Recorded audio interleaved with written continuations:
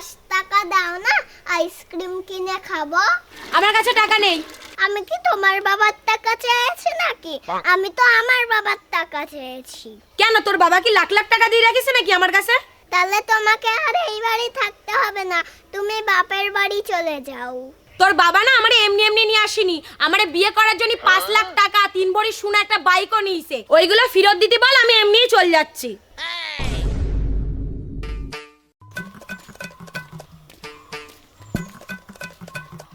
কই গো? ও বাবা, কি হয়েছে? মাকে বিয়ে করার জন্য যে বাইক, সোনা দানা, টাকা পয়সা এগুলো নিয়েছিলে, ওইগুলো ফেরত দিয়ে দাও। কেন? যে 10 টাকা দিতে পারে না ওরকম মা রেখে কি লাভ?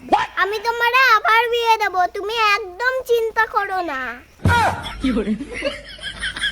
থাক তুই তোর বাবারে নিয়ে, আমি গেলাম। ওমা, এই শোনো শোনো শোনো, আরে যাও না, আরে শোনো শোনো শোনো শোনো। ছাড়ো, আমি থাকবোই না।